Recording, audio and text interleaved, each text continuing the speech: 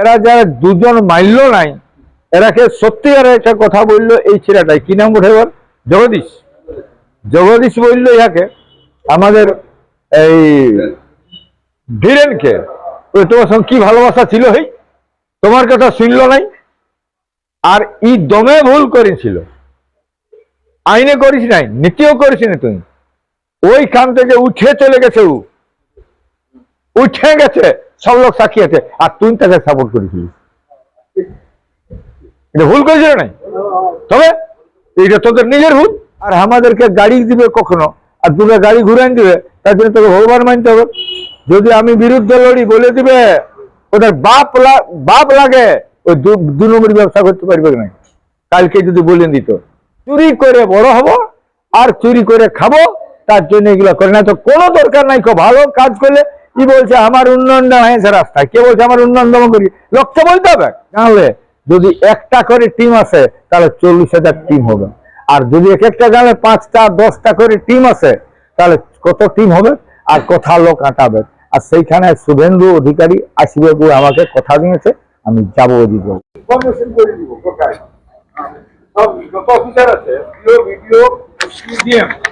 আর আমি বলবো এতদিনের মধ্যে যদি না হয় তাহলে আমরা সঙ্গে সঙ্গে কাজ হচ্ছে পরিষ্কার করতে জনগণকে নিয়ে মানুষের কাছে পৌঁছানো এইটা ছাড়া আজ পর্যন্ত অজিত মাহাতোর নামটা উঠছ নাই সেদিন বলেছিলাম তোমরা শুনো নাই ওই যে 100 মাথা কাড়া আনতে পারবে গয়ার কাড়া দেখো এখন পুরুলিয়াটা একদম সানাই যাবে ওটাই কিন্তু লেখা হয়েছিল হ্যান্ডবিলটাই 100 কাড়া আসবে ওইটা লোকের দমে ইচ্ছা ছিল এত কাড়া দেখবে ওইখানে আর দমে লোক এসেছিল কিন্তু কাড়া আনিছিল এই ধারলেই গোটা 12-1 ওই 12টা কাড়া দেখেই ওদের গোলমাল অফিসের হ্যাঁ 8টা কাড়া তো 8টা কাড়া দেখেই অফিসের যারা দেখে নাই কাড়া তাদের বিরাট গোলমাল আর আমি যে মানুষের সংস্কৃতিকে ভালোবাসি তার একটা প্রমাণ হইল এইটাই যে কাড়ার পিঠে চাপে কেউ নমিনেশন দিতে নাই যাই তো ভারতবর্ষে আমি কাড়ার পিঠে লোকে বলছে সত্যি কি চাপবে লোকের ধারণা তো নাই বলছে দাদা যখন চাপিয়ে দিলে গাছটা শিহরে গেল ও বলছে শিহরে গেল গাছটা তো আমি চাপিয়ে দিয়ে সত্যিকার ওই তক গেলি দুয়াল তক্ক আর নামিয়ে দিলি বিশাল হাইলাইট হয়ে গেল সারা ভারতবর্ষে হাইলাইট হলো এটা যে চলেছিল না লক্ষ লক্ষ লোকে দেখল যে এইখানে নমিনেশন দিল অজিত মাহাতো কাড়ার পিঠে চাকরি তারপরে লোকে গাধার পিঠে উঠের পিঠে ঘোড়ার পিঠে করল পরে এখন কথা হচ্ছে এইটাই যে ভাই কোন সংগঠনে থাকতে গেলে আর সংগঠনকে বাঁচাতে গেলে সবাইকে কিন্তু গণতন্ত্র মানতে হবে এবং নীতি নিয়ম মানতে হবে নীতি নিয়ম মানে আমি আবিষ্কর্তা আমি সবকিছু আমি দেখলাম এখানে যে এরা যারা দুজন মাইল নাই এরাকে সত্যিকার একটা কথা বললো এই ছেলেটাই কি নাম ওঠে জগদীশ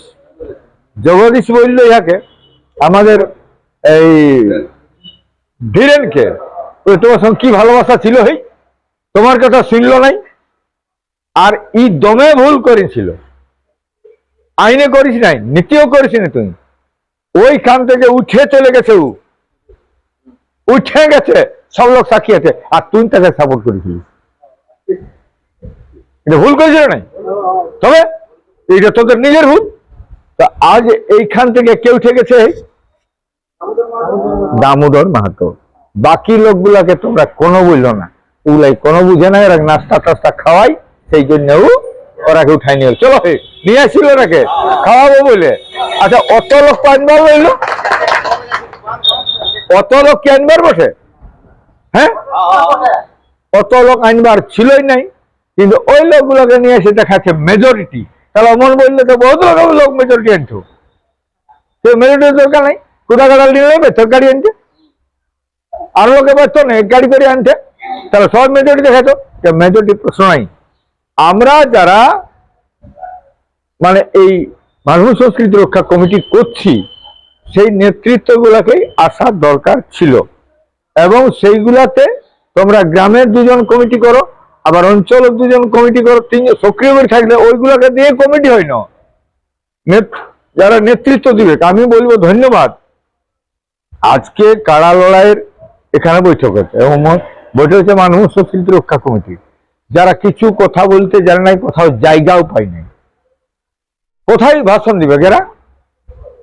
কাড়া লড়াইয়ের মাঠ ছাড়া আর কোথাও ভাষণ দেওয়ার জায়গা নেই। কিন্তু সেদিন আমি দেখলাম বেশ কিছু লোকে বক্তব্য রাখতে অভ্যাস করেছে। আমি দেখলাম রোহিঙ্গার একজন অত্যন্ত সুন্দর সুললিত ভাবে বক্তব্য রাখে মানুষকে বুঝাইল। আজকে যেমন আমি স্বপন ভালো বক্তব্য রেখেছে, আজকে বক্তব্য রাখলে যেমন আমাদের এই জগদীশ কম বলে নাই। আরো আমি যারাকে বললাম এখানে এই আমাদের ধীরেন পুরা জিস্ট বলে দিল, যদি কেউ না শুনে আর তার সঙ্গে তুই থাকবিস তাহলে তোর দুরকম পদ্ধতি হচ্ছে। আর এই বরহা বাজার আমরা মান্যতা দিচ্ছি, ওখানে বেশি রসিক আছে, আমরা ওটাও বলেছি তারা তো এখানে থাকবে, তারাই পরিচালনা করবে। তাহলে তোমাকে এতদিন মানলো, তাহলে এদের কোনো দাম নাই। তুমি 2 বছর থাকলে তোমাকে এরা মানলো, আর তোমার এদিকে মানতে তোমার অসুবিধা, মানে আমি আজীবন যেন সভাপতি থাকি, এইটাই তোমাদের কথা। তবে আমরা চলবো আজীবন। তুমি সভাপতি থাকবে, এটা কোনো কথা হইলো? এই যে ভারতবর্ষে এই যে বিজেপির মতন দল, যে দল এতদিন ছিল, ইয়ার আগে কে ছিল এই সভাপতি বিজেপি দলটা ছিল? কে ছিল? না, আগে ছিল বিদ্যাসাগর, তারপরে ছিল কি রায়, কি এই বিবেক রাঙ্গা। ওটা বদলে গেল, তারপর কে হইলো? পারমানেন্ট থাকবে, তাই নাকি? তাহলে চেঞ্জ আছে। তাহলে এটার চেঞ্জ হলে কিসের দুঃখাইলো? কি জন্য দুঃখাইলো? দুঃখাবার জিনিস নয়। তো এই জন্য বলছি আমরা আগামী দিনে সুষ্ঠুভাবে চলবে। একটা কথা, ওটা রেজুলেশন নিতে হবে। কারো কাড়া কিন্তু আমাদের কমিটির বাইরে কোনো কাড়া লড়াই হবে নাই, কোন কমিটির সিদ্ধান্ত ব্যতিরেকে ওখানে কাড়া জোর হবে নাই। এই সিদ্ধান্তগুলো কিন্তু নিয়ে নিতে হবে, এবং যেটুকু তোমাদের কাড়া লড়াই হলে তাদের ক্ষেত্রে যেটুকু দেওয়া নেওয়ার কথা আছে, অর্থাৎ তাকে নাম লিখাতে গেলে তাকে কতটা দিতে হবে, তোমাদের রেজুলেশন আছে, সেই রেজুলেশনটাকে সবাইকে মানতে হবে। ওইখানে যারা কমিটি থেকে যাবে তাদের জন্য কত খরচ হবে, এবং তারা কতটা ওইখানে ব্লক কমিটি কত রাখবে তোমরা নিজেরা ঠিক করবে। কিন্তু যখন প্রয়োজন তখন তোমরা সেটা বাইর করবে, এই তো কথা। কিন্তু এই যে একটা কথা হইলো, কে বললো কথাটা, যে ওইখানে পয়সাটা রামের কাছে অর্ধেক, শ্যামের কাছে অর্ধেক, হরির কাছে অর্ধেক, মানে ওটা যদি ভাগ হয়তো আমিও মারব, তোহও মারবি, তোহও তো বাইরে বলছি আমিও নাই বাইর করবো। এইটা এরকম কেন হবে? এটা কেন হবে? তাহলে একজন কেসিয়ার কোষাধ্যক্ষ যে তার কাছে টাকা থাকবে, আর তোমাদের বরহাবাজার ব্লকে একজন কেসিয়ার নাই, কিন্তু কেসিয়ার ছিল নাই, ছিল, তাহলে ওর কাছে পয়সা দেওয়া নেই, তাহলে 4 লোকের কাছে 10 লোকের কাছে কেন থাকবে? কেসিয়ার হচ্ছে কে ছিল বরহাবাজারে? হ্যাঁ, কেসিয়ার। আচ্ছা, ওর কাছে কি নাম আমাদের, ওর কাছে কেন পয়সা দেয়? কেন পয়সা দেয় নাই? এটা তোমরা আজ তক বলেছো না? শোনো, এইগুলা তোমরা প্রতিবাদ করতে অভ্যাস করবে, তখনই বলবে আমাকেও ধরেছে, আমাকেও ভুল ধরছে এরা। তোমরা ভুল, তুমি 2 নম্বরই ব্যবসা করবে, আর আমাদেরকে গাড়ি দিবে কখনো, আর দুটো গাড়ি ঘুরাই দিবে, তার জন্য তোকে ভগবান মানতে হবে। যদি আমি বিরুদ্ধে লড়ি, বলে দিবে ওটার বাপ লাগে, ওই 2 নম্বরই ব্যবসা করতে পারবে না। কালকে যদি বলে দিত, আমি বলি কুড়মি ছেলে করে খাচ্ছে, আমার এটা লড়বার বটে, লোকে কি বলবে? যদি হয়তো সাধারণ জিনিস যাচ্ছে, আমি কারো বিরুদ্ধে যাব নাই, কিন্তু এইগুলা ও তো বিরুদ্ধে গেল। আমি কি তোমাদের কমিটির কোনো স্রষ্টা বঠি না? আমি কমিটি থাকবো? আমার মিটিং এ কোথাও তো আমি গত বছর কোথাও যাইনি, কোথাও লড়ে যেতে পারি নাই। আমি বলি যাবো নাই, কারণ লোকে লিখে এই ফেসবুকে যে অজিত মাহাতো সব মিটিং এ বলবে যে মদ খাবে নাই, আর অজিত মাহাতোর কাড়া লড়ে সবাই মদ খাইয়েই চলবে, এটা বলে আমি নাই যাবো বাবা। আর এটা আমি একটা মিটিং নাই, প্রত্যেকটা মিটিং এ বলেছি তোমরা ভালো করে কমিটি করো। সেই দিন কেন মদ খাওয়া চলবে, আর সেদিন কেন বরহা মাংস চলবে, এইগুলো কেন বন্ধ করতে পারবে না? এইটা তখন তোমরা শপথ করে হাত তুলে গে, হ্যাঁ এবারে নাই হবে, আর করবো নাই, কিন্তু তারপরে চলেই। এইটা কেন হবে? তোমরা এটা শুনো, একটা জিনিসকে যদি সঠিক না চালাতে পারো, তাহলে কবও চলবে না। তো এই জন্য সঠিকটাকে চলতে গেলে তোমরাকে রাজনীতির ময়দানে আজ যেটা আমি বলেছিলাম যে আমি কৃষি মন্ত্রীকে নিয়ে আসে এইরকম একটা লড়াই দেখাই দিব, 200 কাড়া নিয়ে দেখাই দিব। আমার এটা ইচ্ছা এখনো আছে, এইরকম ভ্যাংরাজি করে না তোমার মনটা আমার খারাপ হয়ে যায়। এদের কোনো জিত নেই, এটা কি করব? কারণ যে লোকগুলো আছে সেই লোকগুলাকে মোবিলাইজ করা, নেতৃত্ব দিতে হবে গায়ে গায়ে। গায়ে গায়ে কিরকম নেতৃত্ব দিতে হবে? এটা শুধু হবে, আমি বলবো যে এই মানভূম সংস্কৃতি রক্ষা কমিটি একটা কমিটি করো, সেটা গাঁ স্তর থেকে হবে। কারা কারা করবে না? যারা নিজের উদ্যোগে পয়সা খরচা করে যায় কারালয় দেখতে, ওরা কেউ পয়সা দেয়? হ্যাঁ, কেউ দেয় নাই, কারণ নিজের ইচ্ছা যায়। ওই লোকগুলা কে ওঠে, তারাকে কমিটি রাখতে হবে, তারা শপথ করতে হবে এই কারা লড়াই যেটা করবো বাবু আমরা, এই কমিটিকে যদি মানিস, আমরা সিদ্ধান্ত মানিস, তাহলে তুই যাবি আর তোর কথাই চলবে। আর সেটাই তুই নিজের মতন করে করবি, এটা হবে নাই। নিজের মতন কিছু করে লোকে করে। আর অজিত মাহাতোকে অনেক লোকে ব্যবহার করে। এই যে গত যেদিন ছেলেটা মরে গেল ওই সিদ্ধপুরে, ওইটাকে কিছু লোকে বিকৃতি করে লিখতে লাগবে, এই কারালয় পুলিশ দেখে নাই, অমুক দেখে নাই, কারালয় মরেছে শালা। তাহলে ইয়ার পরে বলতে হয় বিমান দুটা পড়ে গেল, একটা বিমান পড়ে গেল নাই, কোথা দমে লোক মরে গেল, তাহলে বিমান আর চলবে নাই। তাহলে বিমান এত লোক মরেন দিল, আর বিমান চলবে না। আরে জাকাই চিপাই মরে গেল ইউপির কোন পরব টাইডে, কুম্ভ মেলায় তো ওটাই মরে নাই, ইহাই মরেছিল। এই দিয়ে কথা ছিল, ব্রিজটা ধসে গেল, লোক মরে গেল, এবার ব্রিজ চালে কি হবে? এগুলা কোনো গল্প হইল? অ্যাক্সিডেন্ট, দুর্ঘটনা কেউ জানে না, ওইটা হচ্ছে দুর্ঘটনা, কেউ জানে? তবে কারা লড়াই থেকে ধুলল আমাদের ঘরে একটা বাচ্চা মেয়ে, কত ছিল বস, 3-4 কথা বলতো, গরুটায় অভিরে দিল না, মরে গেল। তো বল ভালো, আবার গরুটাকে জল দিবে না, কি করবে? এটা কোনো গল্প হইল? এইগুলা কোনো কথা হয়? এগুলা অ্যাক্সিডেন্ট হয়, দুর্ঘটনা হয়, দুর্ঘটনাকে মানতে হবে। কিন্তু আমি বলছি, এর কাছে আমার আবেদন, এখানে দামু বা কি নাম, সুবোধ, এরা আমার বিরুদ্ধে হয়।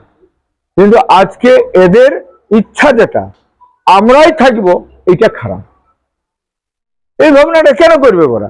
সবাই থাকুক, সবাই কাজ করুক। আরে তোমরাই তো পরিচালনা করবে, বক্তব্য রাখার ক্ষমতা আছে তোদের, সবাই তো নাই, তোরাই তো বক্তব্য রাখবে, তোরাই তো পরিচালনা করবি, তাহলে কি হইলে অসুবিধা?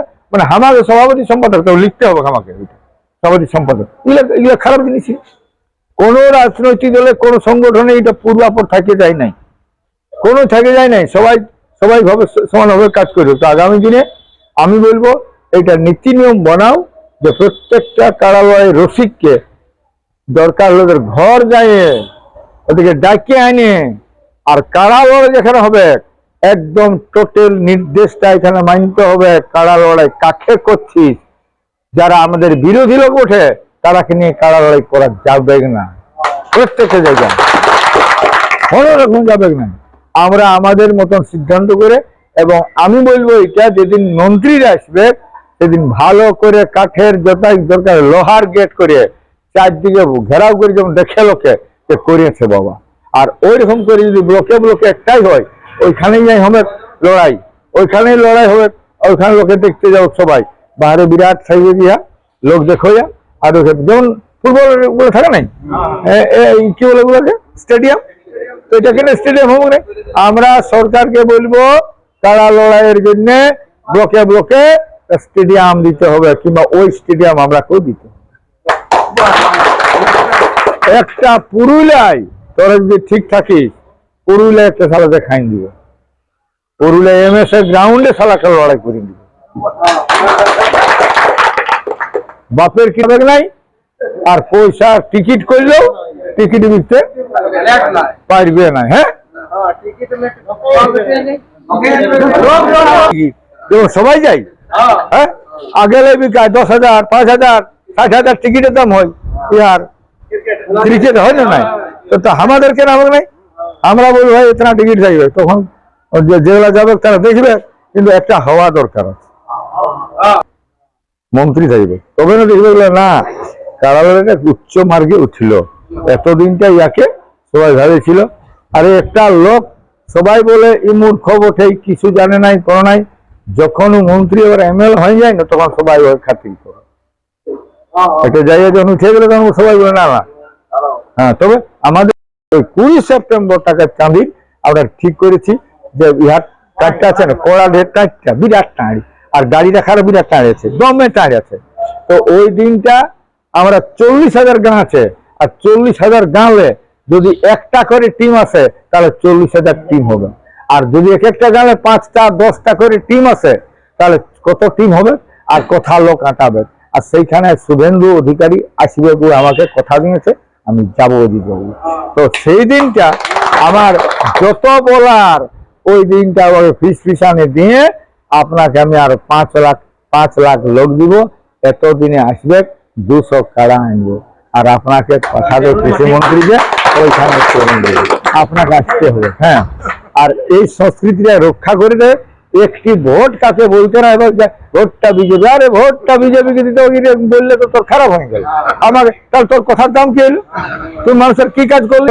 তাই তোমার কি চুরি করে বড় হবো আর চুরি করে খাবো, তার জন্য এগুলো করে না। তো কোনো দরকার নাই, খুব ভালো কাজ করলে কি বলছে আমার উন্নয়নটা হয়েছে রাস্তায়, কে বলছে আমার উন্নয়ন দমন করি? লোককে বলতে হবে।